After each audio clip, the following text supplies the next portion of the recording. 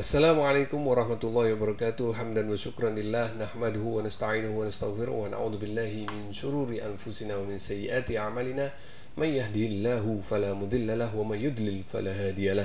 Asyhadu an la ilaha illallah wahdahu la syarika lah wa asyhadu anna sayyidana Muhammadan abduhu wa rasuluh ba'athahu Allahu rahmatan lil alamin. Wa nusalli wa nusallim alaihi wa ala alihi fil awwalin wal akhirin wa fil mala'il a'la ila yaumiddin. Alhamdulillah, jumpa kembali bersama Aventador 007. Pada kesempatan kali ini saya ingin mereaction sebuah channel yang tadi membahas kitab, yaitu kitab Al-Musajjar Al-Mubassat, ya, fi Nasab Al-Hasan wal Husain. Nah, di dalam pembahasan beliau ini ada beberapa kalimat yang menurut saya itu janggal dan berimplikasi kepada netizen, informasi yang diterima netizen yang saya nilai itu tidak sesuai dengan apa yang ditulis di dalam kitab tersebut. Oke, bagaimana sih pembahasan dia tentang kitab ini? Mari kita dengarkan bersama. Di dalam juz 2 ini beliau itu menuliskan tentang putra Imam Ahmad bin Isa An-Naqib. Nah, bagaimana pendapat beliau mengenai putranya Ahmad bin Isa itu? Baik, mari kita langsung kepada kitabnya, teman-teman. Kitabnya ini ada di juz 2 halaman 114. Oke, juz 2 halaman 114. Mari kita cek. Juz 2 halaman 114. Ini ya kitabnya ya, juz 2 halaman 114.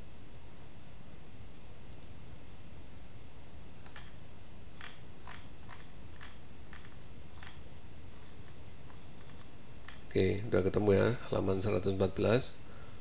Ini ya. Oke, kita lanjut. Itu yang sudah saya garis bawahin itu. Amma Ahmad al-Abah. Adapun Ahmad al-Abah bin Isa al-Akbar, putra daripada Isa al-Akbar, fa'akbuhu min thalathati banin. Ada yang membaca fa'akibuhu, tapi kalau saya bacanya fa'akbuhu, akibun ya, fa'akibuhu. Jadi keturunannya ada tiga anak laki-laki. Kata beliau begini, fa'akbuhu min thalathati banin, beliau punya keturunan 3 anak laki-laki. Wahum, siapa mereka? Mereka itu adalah Muhammad Abu Ja'far, Muhammad bapaknya Ja'far di Roy ya, wa Ali bi Ramallah, dan Ali di Ramallah. Ramallah itu di Palestina, teman-teman ya. Jadi ada kota Ramallah, ada kota Gaza. Nah, beliau ini, Ali ini banyak keturunannya di Mesir, di Palestina, Ramallah. Wal Husin bin Naisabur, dan Husin di Naisabur. Naisabur itu Iran.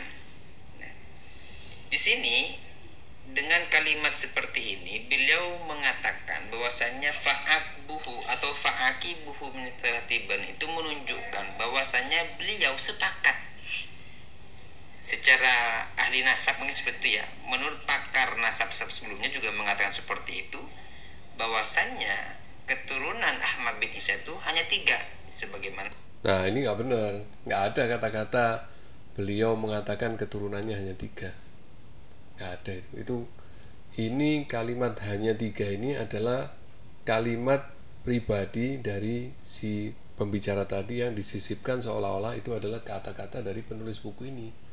Padahal beliau tidak ada perkataan seperti itu. Jadi bacalah sesuai, jangan Anda sisipkan opini.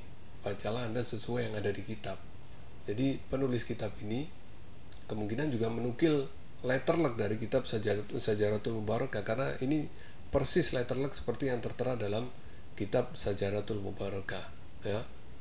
Persis ini, wa amma Ahmad al-Abah bin Isa al-Akbar fa'aqabahu min thalathati banin wa hum Muhammad Abu Ja'far bin Rai wa Ali bin Ramallah wal Husain bin Naisabur. Ini persis letterluck yang ada di kitab Sajaratul Mubarakah ya. Jadi nggak benar ada kata-kata hanya yang tercatat dalam kitab Sajarah Mubarakah.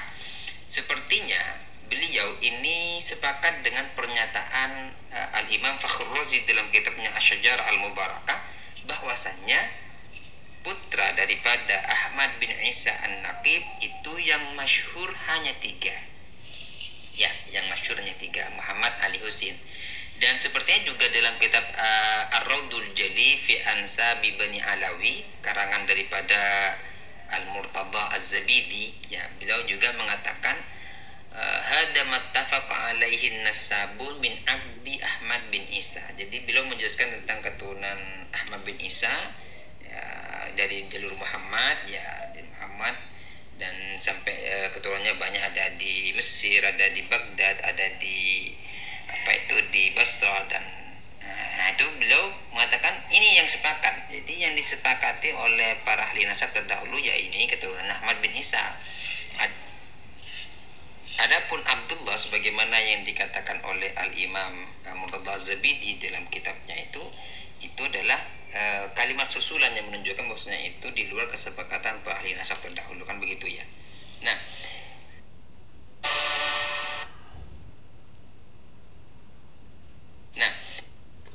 ya. Di sini Syarif Subhi ini juga mengatakan begini. Jadi yang belum dari awal mengatakan bahwasannya keturunan Ahmad bin Isa itu hanya 3, Muhammad, Ali, Husin. Wakila, Bukan hanya 3 loh ya, bukan hanya 3, nggak ada hanya, nggak ada. wa Abdullah, wakila dan kil. Wakila itu kil ya. Nah, coba kita dengarkan bagaimana penafsiran dia tentang kila. Kalimat katanya juga punya anak Abdullah. Artinya di sini Syarif Subhi itu memberikan status tentang keabsahan anak Ahmad bin Isa yang Bukan, informasinya nggak begitu di kitab. Ini nggak ada hubungan dengan status, nggak ada, bukan status keabsahan.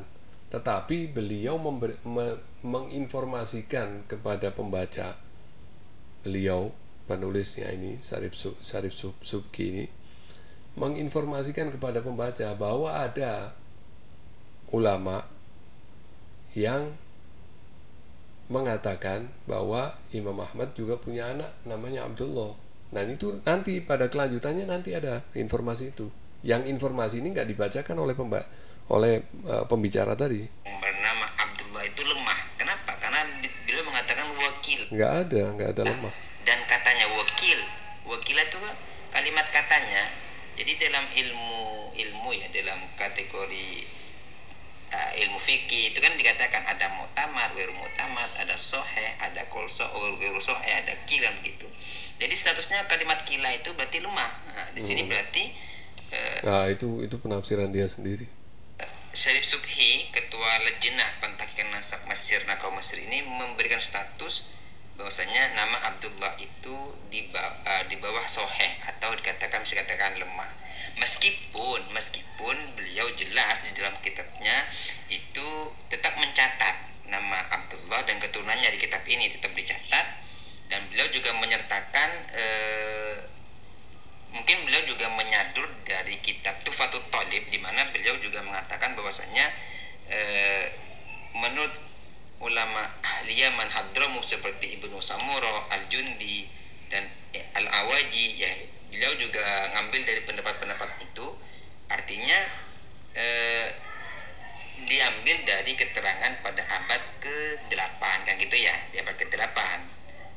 Nah, teman-teman sekalian, dari sini bisa kita pahami bagaimana sikap Syarif Subhi ini di dalam memberikan status Abdullah sebagai putra Ahmad bin Isa. Dan juga dulu di pada jadi ini dia mengopinikan bahwa seolah-olah Syarif Subki ini memberikan status bahwa Abdullah sebagai putra Ahmad itu lemah ya, dan dia juga menjelaskan jabatan dari Syarif Subki ini, sehingga untuk menguatkan opini yang dia bentuk bahwa benar kalau nasab dari Syarif Sayyid Pahlawi itu tertolak, seolah-olah begitu yang diatur. Tapi ya ini berangkat dari ketidakjujuran. Nah, saya Saya kasihan sebetulnya sama pembicara tadi itu, sebab ingatlah apa yang kita ucapkan ini semuanya nanti bakal dihisab. Jadi ini bukan sesuatu hal yang layak dipermainkan atau kita membuat-buat opini yang kita merasa ini hanya dunia maya. Bukan, ini serius, ini kita nanti akan dihisab untuk urusan seperti ini. Mungkin bagi Anda ini remeh ya, tapi ini suatu hal yang berat nanti di akhirat kelak. Jadi saya peringatkan, hati-hati, kita harus hati-hati dalam perihal hal-hal seperti ini ya. Di sini kelanjutannya jadi Syarif Subki tadi, beliau menginformasikan kepada kita bahwa ada ulama yang mengatakan bahwa Imam Ahmad itu punya anak namanya Abdullah. Nah, siapa ulama-ulama itu? Nah, ini disebutkan di lanjutannya dia, waqala al-muhakkikun. Bukan sembarangan ulama. Waqala al-muhakkikun. Al-muhakkikun, tahu? Peneliti nasab, peneliti. Ya. Enggak sembarangan loh. Bukan si fulan siapa yang ghairu ma'ruf atau orang-orang majhul yang mengatakan bahwa Abdullah itu putra, bahwa Imam Ahmad itu punya putra namanya Abdullah. Bukan, ini al-muhakkikun. Enggak main-main loh. Berapa al-muhakkikun? Ini jamak, bentuk jamak. Ya. Berapa orang di sini al-muhakkikun yang dia sebutkan oleh Syarif Subki? Kalau memang benar seperti yang dikatakan oleh pembicara tadi, bahwa Syarif Subki tadi menafikan, mengatakan dengan kata-kata hanya, seperti kata dia tadi, atau memberikan status bahwa ini lemah, karena kila tadi diartikan seperti itu. Kalau memang lemah, buat apa lagi diinformasikan? Nah, logika aja. Kalau memang ini nasab ini lemah, buat apa lagi dilanjutkan? Cukup aja tulis jelas kalau ini lemah, nggak benar, mardud, atau seperti yang disampaikan oleh Syekh An-Nablusi di dalam seperti yang dikutip oleh Syekh As-Safarini di dalam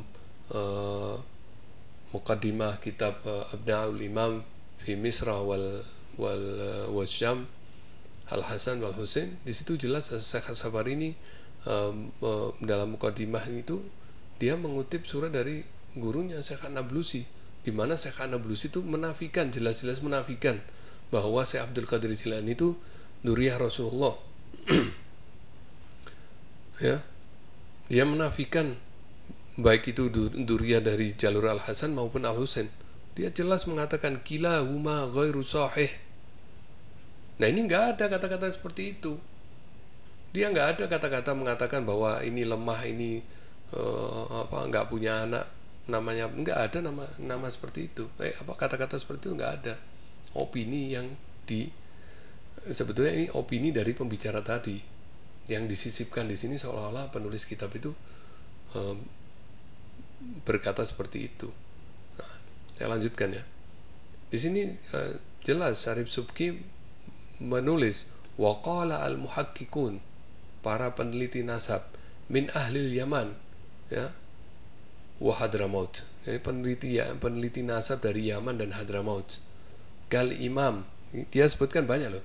Kal Imam Ibnu Samurah, wal Imam Al-Jundi, berapa? 2. Wal Imam Al-Awaji, 3.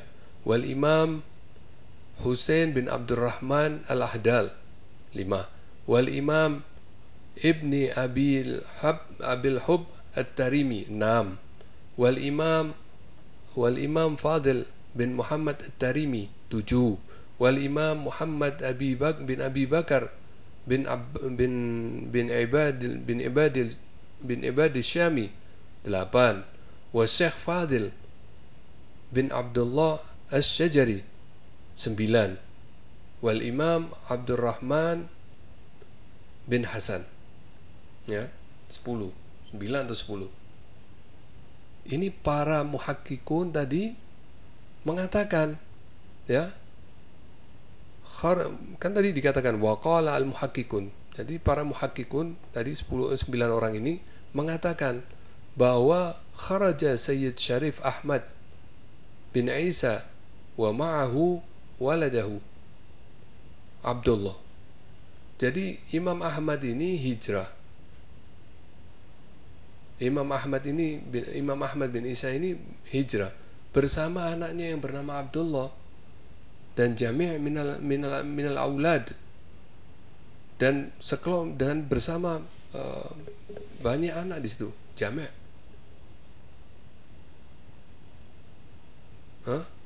Anak-anak, bawa anak-anak di situ.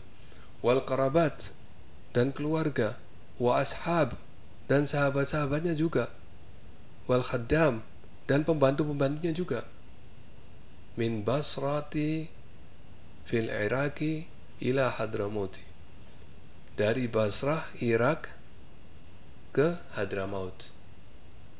Jelas gimana? Jangan kita membicarakan kitab orang lain secara tidak jujur, menyisipkan opini-opini kita. Itu nggak benar, nggak boleh. Kasihan orang yang melihat kita, yang menonton konten kita, yang tidak mengerti, akhirnya mereka mendapatkan informasi yang tidak benar. Dan kalau dia termakan, terus dia sebarkan ke orang lain, Anda mendapatkan dosa jariah dari situ. Ini nggak main-main loh, nggak main-main ini. Kalau Anda menganggap ini yang remeh, ya parah Anda, ya. Dan selanjutnya Syarif Subki ini juga melanjutkan wa aulad Abdullah. Dia menyebutkan nama anak-anak dari Abdullah, yaitu Alwi dan Wali Alwi, dan dari Alwi ini punya anak namanya Muhammad, dan dari Muhammad punya anak namanya Alwi, ya. Dan dari Alwi dan Alwi ini punya, dan Alwi bin Muhammad, ya, Wali Alwi bin Muhammad ada Salim. Nah, Salim ini nggak punya keturunan, la akib lahu atau la akab lahu. Wa Ali Khaliq Qasam, dan terus ada anak yang bernama Ali Khaliq Qasam, dan dari Ali Khaliq Qasam tadi punya anak namanya Abdullah al-akib. La akib lahu, nggak punya anak, dan Abdullah ini juga nggak punya anak, nggak punya keturunan. Dan Muhammad sahib Mirbat, ya, wa Husain, ya, dan yang namanya Husain ini tulis nggak punya keturunan. Dan dari Muhammad sahib Mirbat itu ada punya anak namanya Abdullah dan Ahmad. Dan Ahmad nggak punya anak, nggak punya keturunan. Walihuma Alwi wa Ali, ya. Terus ada punya anak Alwi sama, dan darinya punya anak dua, Alwi dan Ali, dan seterusnya. Ini banyak sekali di sini disebutkan. Sampai sini semua. Ada Al-Idrus juga. Nah, kalau ini dianggap lemah, seperti tadi diopinikan nggak punya anak, lah buat apa ini ditulis semuanya ini? Ini semua nih keturunan dari Imam Ubaidillah atau Imam Abdullah bin Ahmad al-Muhajir. Ini buat apa ditulis di sini semua? Ya, wa amma Alwi bin Muhammad al-Faqih. Ini masih keturunan sampai segini banyak nih. Buat apa ditulis? Kalau dinilai lemah. Ya, jadi janganlah buat penggiringan opini yang nggak benar. Nggak benar kalau seperti itu. Kita ini harus jadi orang yang jujur. Nggak boleh kita membuat opini yang nggak benar. Ya, nih banyak ini semua ditulis.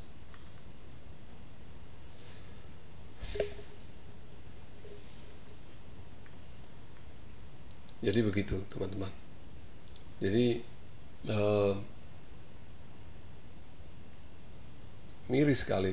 Tiba-tiba setelah Kiai Imaduddin membuat isu ini, tiba-tiba kita saksikan banyak sekali orang-orang yang tampil di YouTube seolah-olah dia ahli nasab, hanya baca 2-3 kitab 4 kitab lalu bicara seolah-olah dia seorang ahli nasab dengan mentakwil-takwilkan saenanya sendiri, kemudian memberikan isbat, memberikan penolakan kepada nasab orang lain secara serampangan.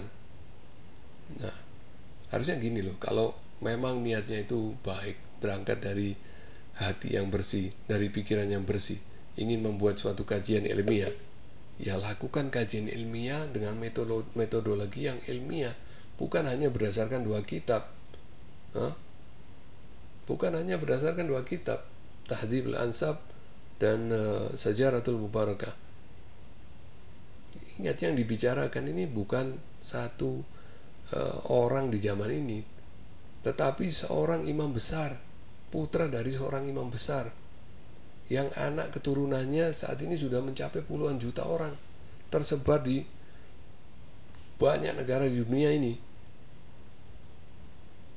Ya, kalau Anda batalkan dia, seperti Anda meruntuhkan semuanya. Ya, harusnya kajian ilmiah itu yang mendalam. Datang ke Robito Alawiyah, lakukan diskusi di sana, mentelaah kitab-kitab di sana.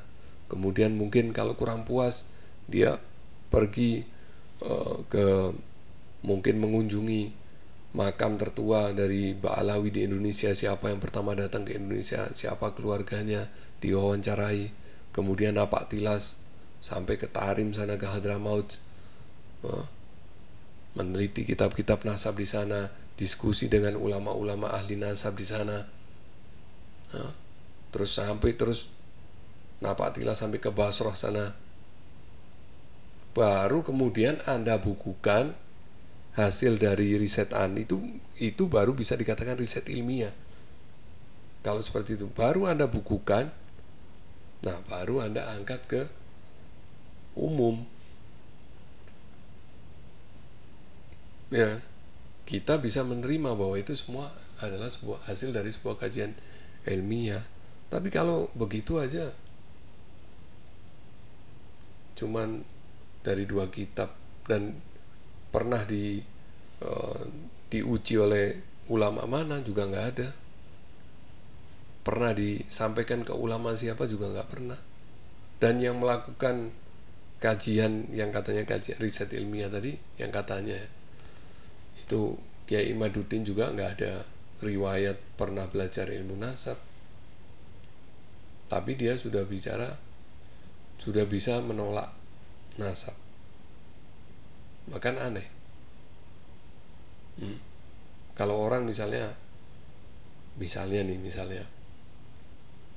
hanya karena dia punya uang banyak, dia beli semua kitab kedokteran, nah, terus dia bisa memberikan resep gitu, itu namanya dokter.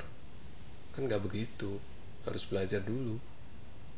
Kalau cuma seperti itu aja, yang makan obat dari resepnya ya bisa tambah sakit parah, mungkin bisa mampus. Ya, oke, saya kira ini dulu saran saya kepada pembicara tadi, untuk